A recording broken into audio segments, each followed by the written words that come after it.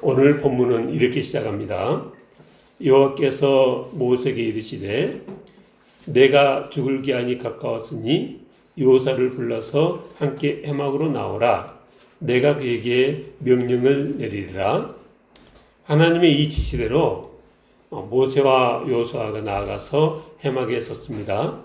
근데 이제는 말씀만이 아니라 구름 기둥 가운데서 장막에 나타나시고 말씀하십니다.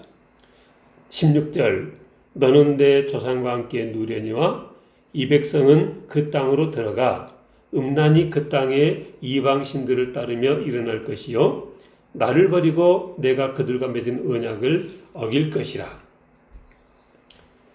이렇게 시작되어진 하나님의 말씀이 오늘 본 말씀입니다. 지금 우리 상황과 견주어 이 말씀들을 읽으면 그렇게 하나님께서 사람에게 말씀을 하신다거나 직접 나타나신다는 것은 대단히 놀라운 일입니다. 요즘은 잘 없는 일이기 때문에 그렇습니다. 구약 성경에 나오는 이런 장면들을 대할 때마다 우리가 보여야 하는 바른 반응은 놀랍다. 그 당시는 하나님께서 수시로 사람들에게 나타나셔서 말씀하셨구나. 근데 요즘은 왜 그런 일이 잘 없는 거야? 이런 반응이 하는데 저를 포함해서 대부분의 사람들이 많은 일들에 쉽게 익숙해집니다. 그래서 우리 주위에서 그런 일이 일어나고 있다면 대단히 놀라워할 일도 성경을 읽을 때 성경 속에서 그런 일이 언급될 때는 그냥 그러려하고 읽어 내려갑니다. 성경에 그런 장면이 너무 자주 나오기 때문입니다. 사람들은 누구나 다 자기가 태어나서 자라온 환경이라는 테두리를 대전제로 하고 살아갑니다.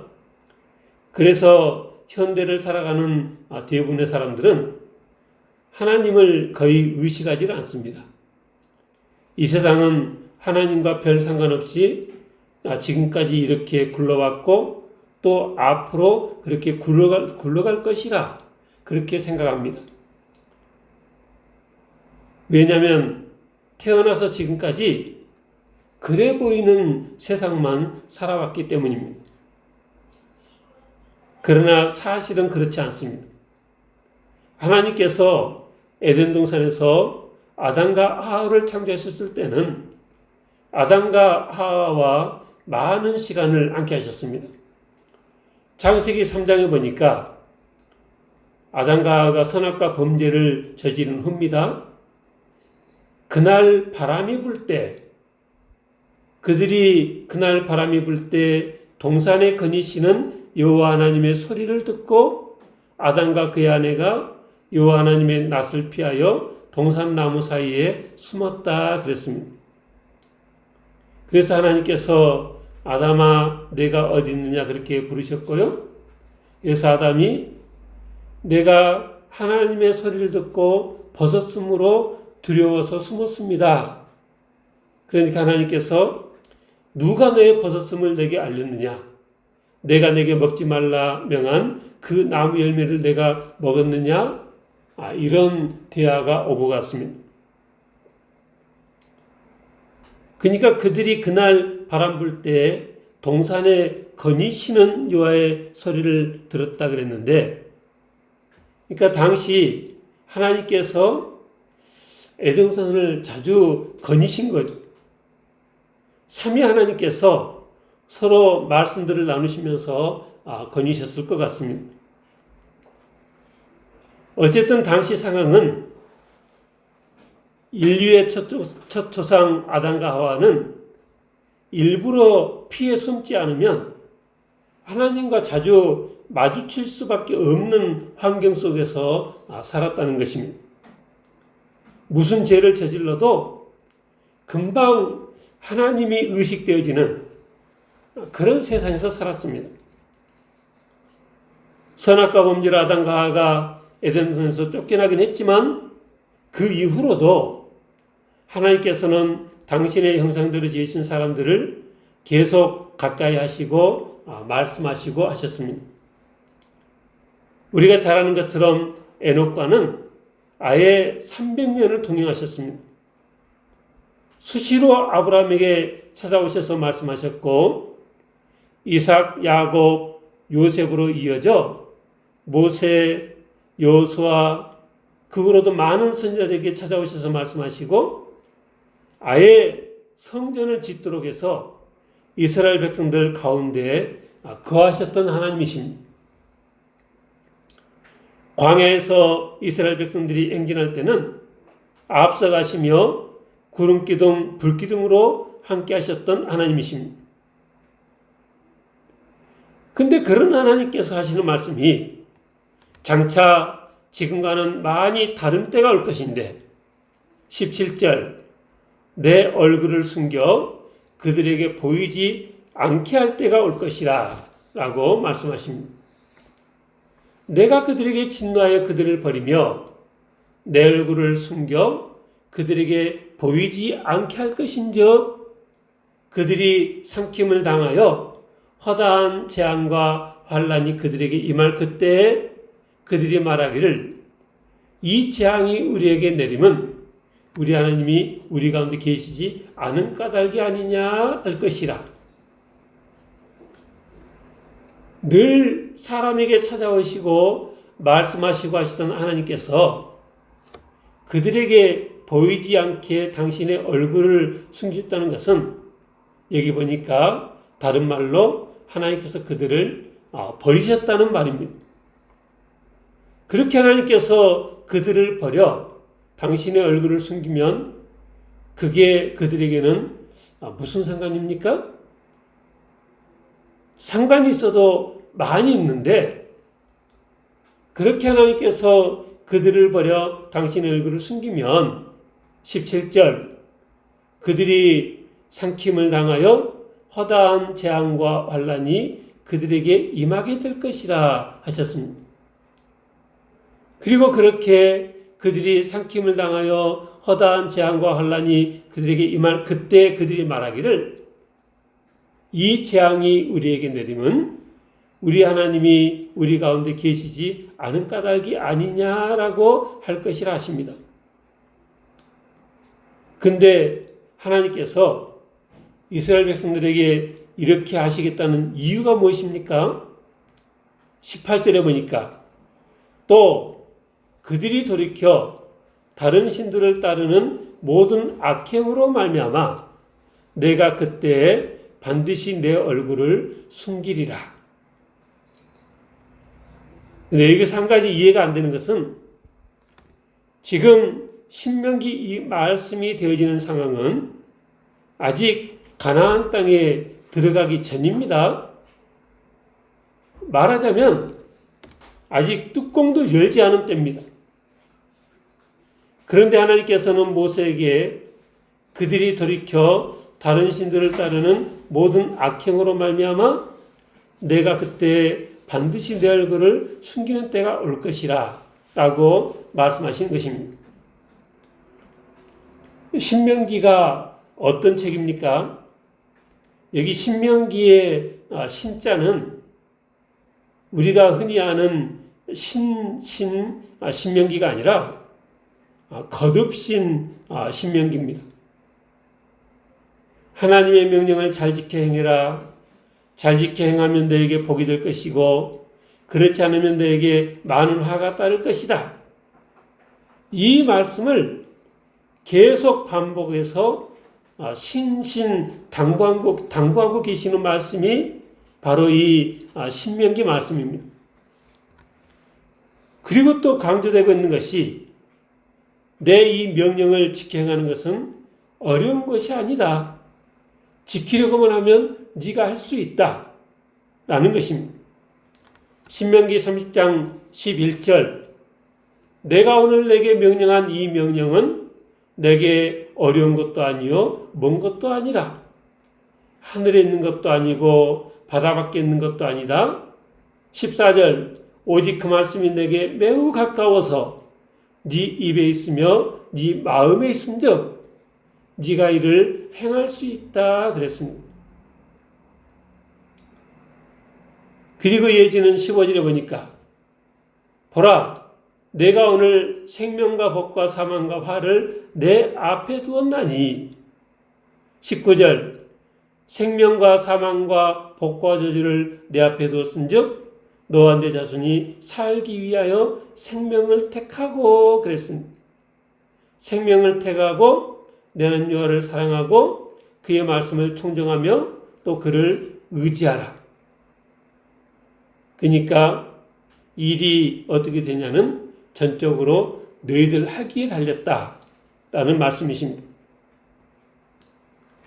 모든 걸 종합해 보면 하나님께서 주신 율법은 사람들이 지키려면 얼마든지 지킬 수 있는 것이고 하나님께서는 당신의 백성들이 당신의 말씀에 순종해서 복을 누리며 살기를 진정으로 원하셨지만 그러나 실제 일이 어떻게 됐냐는 전적으로 사람들이 어떤 선택을 하느냐에 달려있다라는 말씀입니다. 근데 한 가지 우리 사람의 논리로 이해가 안 되는 것은 그럼에도 불구하고 하나님께서는 우리 사람들이 어떤 선택을 할지를 미리 알고 계신다는 것입니다. 우리가 성경 읽어보면 신명기 28장 축복과 저주장도 그렇고 레위기 26장도 그렇고 그 내용들을 쭉 읽어 내려가다 보면 그 내용이 순종과 불순종에 따른 축복과 저주를 넘어서 어느 사이에 이스라엘 백성들에게 장차 있어질 일들의 예언이구나 그렇게 느껴지는 것을 피할 수 없습니다. 왜냐하면 그 이후에 되어진 이스라엘의 역사를 우리가 익히 잘 알고 있는데 이들 두 책의 저주의 내용이 그야말로 이스라엘의 역사를 잘 요약하고 있기 때문에 그렇습니다. 그리고 그에 못지않게 중요한 사실이 그 이 저주의 내용 중 어느 부분은 그 내용이 너무 구체적이어서 그저 계명을 잘 지키라는 권면의 차원을 넘어선다고 보이기 때문에 그렇습니다. 그 예가 신명기 28장 49절입니다. 곧 여호와께서 멀리 땅끝에서 한 민족을 독수리가 날아오는 것 같이 너를 치러 오게 하시리니 이는 내가 그 언어를 알지 못하는 민족이요 그 용모가 흉악한 민족이라 노인을 보살피지 아니하며 유아를 불쌍히 여기지 아니하며 그랬습니다. 나중에 이스라엘 백성들이 이런 일을 당할 것이라는 이 말씀을 지금 어느 시점에 하시는 거예요? 아직 요단강을 건너가서 가나안 땅을 정복도 하기 전에 가나안 땅에서 있어질 그 훗날에 있어질 일을 하나님께서 미리 말씀하고 계신다는 것입니다. 이런 내용들은 성경이 그렇게 쓰고 있으니까 그렇다고 말을 하긴 하지만 우리 인간의 논리로는 이해가 안 되고 설명할 수도 없는 내용입니다. 이들 축복과 저주의 말씀을 하시는 그 시점에 하나님께서 간절히 바라셨던 것은 이스라엘 백성들이 순종해서 복을 받는 것이었고 그리고 그들이 그렇게 순종했으면 그런 벌들이 임하지도 않았을 것입니다. 그러니까 이 말이 뜻하는 바는 그들에게 축복이 임할는지 저주가 임할는지는 그들이 어떻게 하느냐에 달려있다는 것입니다. 그런데 그럼에도 불구하고 하나님께서는 그들이 장차 어떻게 살아갈지를 미리 다 아시고 말씀하고 계신다는 것입니다. 하나님께서는 그들이 계속 불순종해서 호된 벌을 당하다가 결국은 멸망당해서 멀리 이국 땅에 포로로 끌려가서야 뒤늦게 정신을 차리고 하나님의 계명에 순종할 것을 미리 아시고 이렇게 말씀하십니다. 그러니까 우리 인간의 논리로는 이해가 안 되고 다 설명할 수 없는 것이 사실인 것입니다. 근데 그렇게 놓고 보면 성경은 우리 인간의 이해와 설명을 뛰어넘는 것들로 가득 차 있는 게 성경입니다. 창세기 1장부터 아무것도 없는 가운데 그저 말씀으로 이 온 우주 만물을 창조하셨다는 것 자체도 우리의 이해를 뛰어넘는 것입니다. 여러 기적 이야기가 그렇습니다. 하나님의 삼위일체 되신 것도 그렇고 그 하나님께서 인간의 몸으로 오셨다는 것도 그렇고 인간이 되신 예수님은 그래서 참 하나님이면서 동시에 참 인간이라는 것도 우리 인간의 이해와 설명을 뛰어넘는 사건입니다. 근데 중요한 것은 어떤 것이 우리 인간의 머리로 이해가 되어지느냐 그게 중요한 게 아니고 어떤 것이 우리 인간의 논리로 설명이 되어지느냐 그것도 중요한 것이 아니라는 것입니다. 뭐가 중요합니까? 중요한 것은 사실이 무엇이냐입니다. 그래서 우리는 다 이해가 안 되고 다 설명이 안 돼도 그런 모든 것을 믿을 수 있는 믿음이 다 있으시길 지금으로 축원합니다. 이해가 안 되고 설명이 안 돼도 믿는 믿음이 필요한 것입니다. 우리가 이미 인정하는 바이지만 하나님께서는 인생들의 장래를 미리 다 내다보시는 전지하신 하나님이십니다. 하나님께서는 아직 요단강을 건너기도 전인 이스라엘 백성들이 장차 가나안 땅에 들어가면 음란이 그 땅의 이방신들을 따르며 일어날 것이요 나를 버리고 내가 그들과 맺은 언약을 어길 것이라 이렇게 미리 말씀하셨습니다. 그리고 이어서 하시는 말씀이 21절 나는 내가 맹세한 땅으로 그들을 인도하여 드리기 전 오늘 나는 그들이 생각하는 바를 안다 라고 말씀하셨습니다. 우리 인간의 논리로는 설명되지 않지만 성경을 읽자면 그게 사실임을 인정하지 않을 수 없는 것입니다. 근데 하나님께서는 그들이 하나님과 맺은 언약을 어기고 이방신들을 따르게 될 것이라는 사실만 말씀하신 것이 아니라 20절에서는 그 원인도 말씀하셨습니다.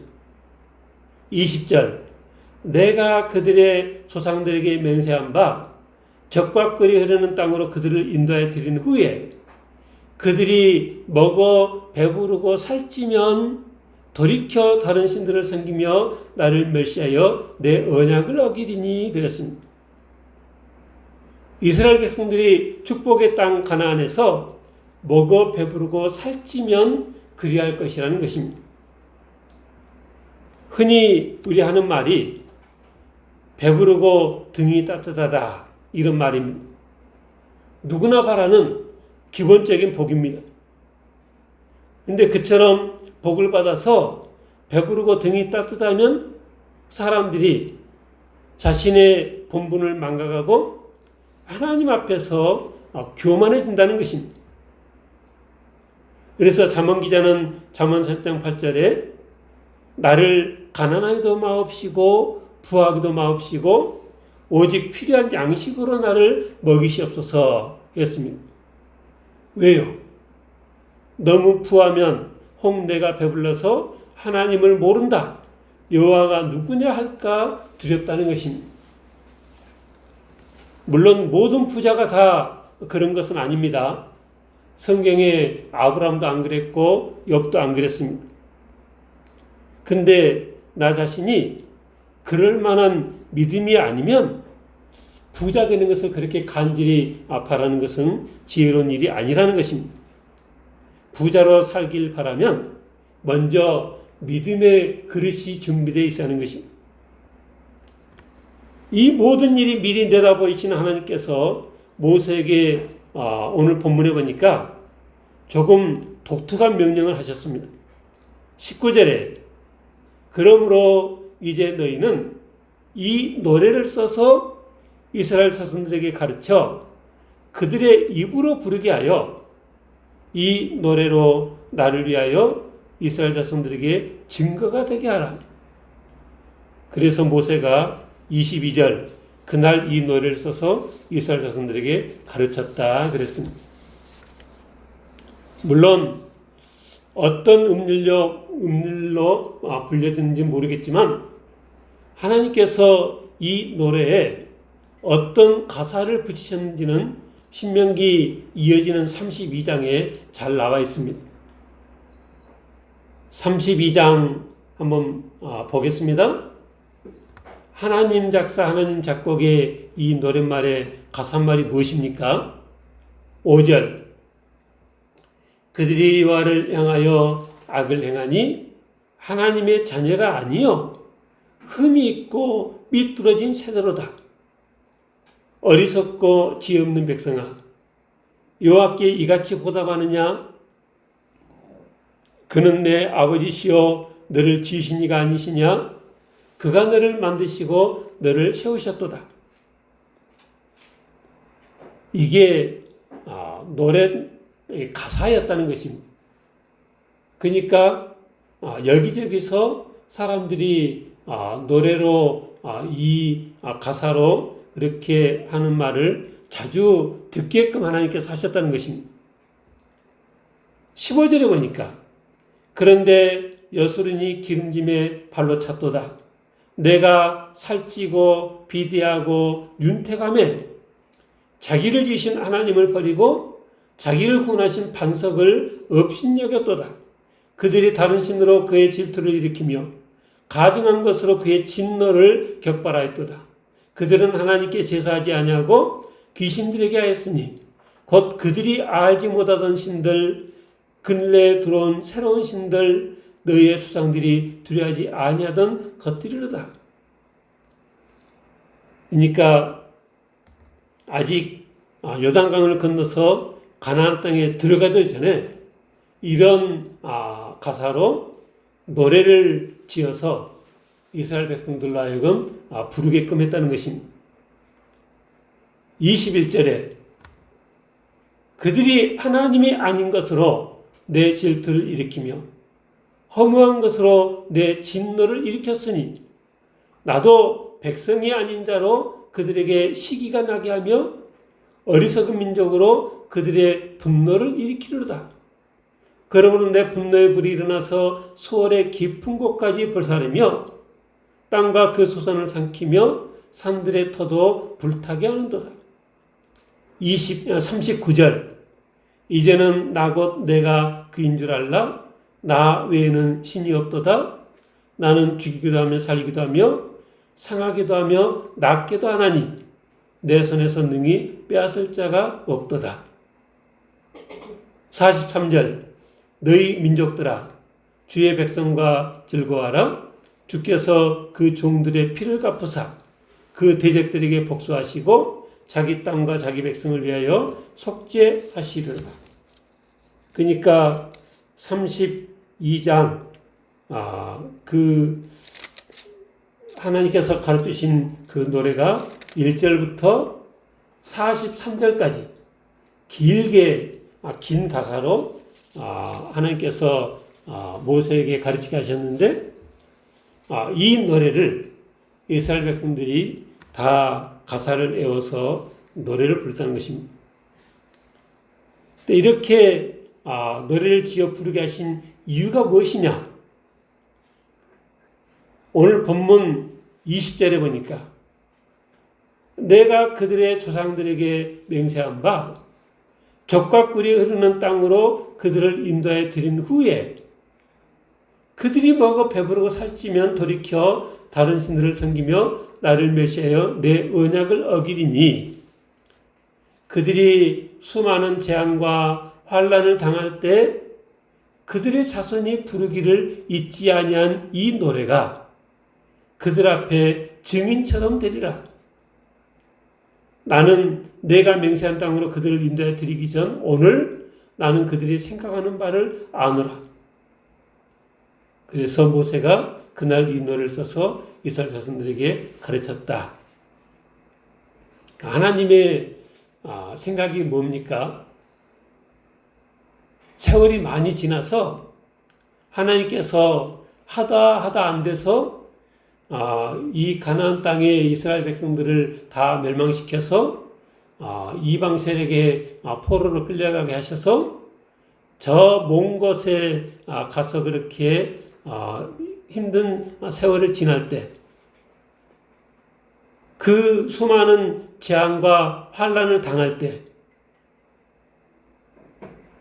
그렇게 어려울 때 그 어린 아이들이 부르는 그 노랫말을 들으면서 그렇지 하나님께서 그 요단강을 건너기도 전에 우리가 가나안 땅을 아직 정복하기도 전에 하나님께서 이 모든 것을 미리 하시고 이렇게 노래를 지어서 우리에게 교훈을 주셨지라고 깨닫게 하시겠다라는 것입니다.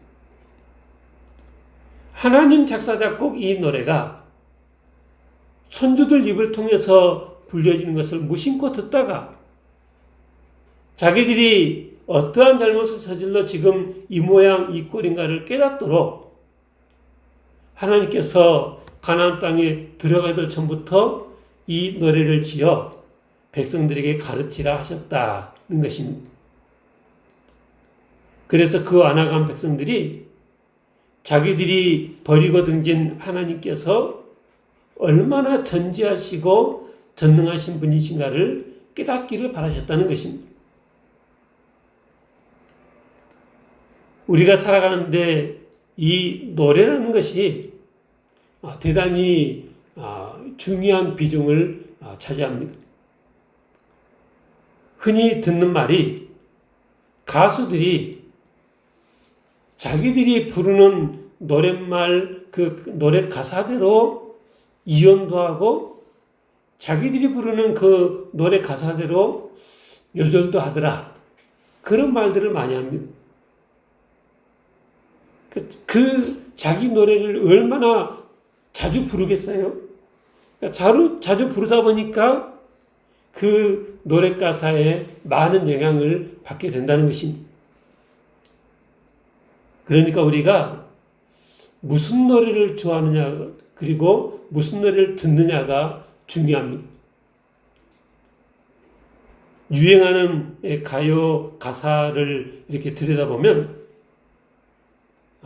유치한 것도 많고 또 비윤리적인 가사가 얼마나 많은지 모릅니다. 그런 노래들 속에 살면 우리 사람들의 정신세계가 그렇게 물들어가지 않을 수가 없는 것입니다. 그래서 우리가 평소에도 이 대중가요도 가려서 좋아하고 또 TV에 드라마도 가려서 봐야 하고 또 책도 가려서 봐야 하는 것이 우리 영적인 유익을 위해서 반드시 필요합니다. 그리고 그와 동시에 찬송가, 복음성가에 취미를 붙여서 자주 부르는 것도 유익합니다. 그러다 보면 그 찬송가, 복음성가의 가사를 통해서 우리 심령이 하나님께로 더 가까이 나가게 되고 천국을 사모하는 심령이 되는 것입니다. 말씀을 마치겠습니다. 우리가 살아가는 이 세상을 우리는 너무나 당연하게 받아들이지만 그러나 성경 전체를 놓고 보면 우리가 살고 있는 지금 이 세상은 하나님께서 당신의 얼굴을 숨기신 때가 아닌가 그렇게 생각이 되집니다. 세상 모든 사람이 너무나 죄로 얼룩져서 살아가고 있기 때문입니다. 우리 인생은 어떻습니까? 하나님께서 늘 함께 하시는 삶이신가요? 아니면 완악한 성품과 죄로 인해서 하나님께서 당신의 얼굴을 숨기시고 우리를 버린 인생입니까? 너무나 많은 사람들이 하나님의 거듭된 당부에도 불구하고 또 죄의 길에 빠지고 또 죄의 길에 빠지고 그렇습니다. 실은 우리가 작정하고 말씀에 순종하려면 얼마든지 그렇게 살 수 있는데도 그걸 안 해서 그렇습니다. 그렇게 우리는 우리의 심령을 늘 말씀으로 채우고 찬양으로 채워서 성령 충만해서 하나님께서 함께해 주시는 복된 인생, 하나님의 기쁘신 뜻을 이루는 복된 삶 다 살아가시길 주님으로 축원합니다. 기도하겠습니다.